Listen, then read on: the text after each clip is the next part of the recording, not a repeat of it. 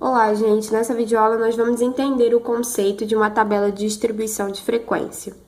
A tabela mostra classes ou intervalos de dados com uma contagem do número de entradas em cada classe. A frequência de uma classe é o número de entradas de dados na classe. Nossa, muito complicada a forma que você explicou. Tem como falar de outra forma? Tem sim. Nessa tabela aqui formada, a gente vai analisar somente, tá bom, gente? O que é uma tabela e não vamos fazer.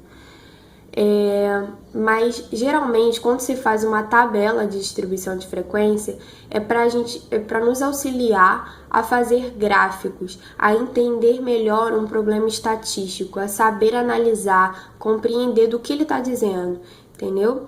E aqui nesses números na lateral que vocês estão vendo são a quantidade de classes: 1, 2, 3, 4, 5, 6.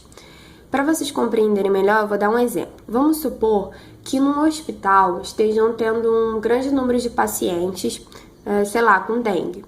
E para a melhor organização do hospital, eles dividem em quartos, tá bom? Os quartos vão ser divididos por idades.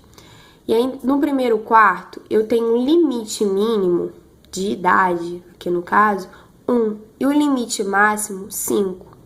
Na segunda classe, eu tenho um mínimo 6 e o máximo 10. Ou seja, eu tenho de 1 a 5 anos no primeiro quarto, de 6 a 10 anos no segundo quarto. No terceiro, eu tenho de 11 a 15 anos e assim sucessivamente.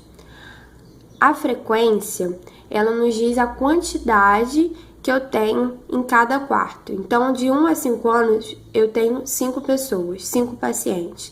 De 6 a 10 anos, eu tenho 8 pacientes. De 11 a 15 anos, eu tenho 6 pacientes.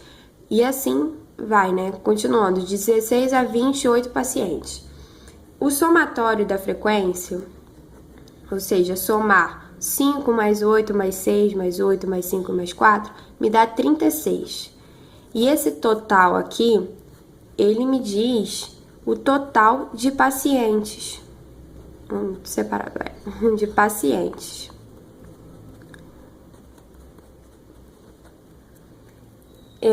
Então, a gente já entendeu, né, o que seriam limites mínimos, limites máximos, o número de classes e para que serve a frequência.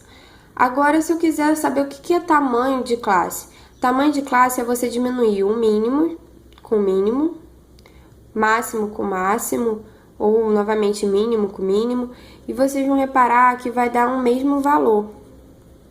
Ó, 6 menos 1 dá 5.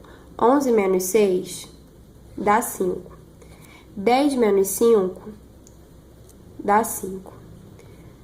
Ou seja, eu tô comprovando aqui para vocês que o tamanho da classe é 5, tá bom? Não significa que eu vou ter 5 pacientes, mas na verdade é o tamanho de onde que o limite mínimo vai até o limite máximo, ou seja, eu tenho de 1 a 5, tá bom? Então é isso aí, pessoal. Qualquer dúvida, deixe sua pergunta no comentário. Na próxima videoaula teremos um exemplo para construir uma tabela.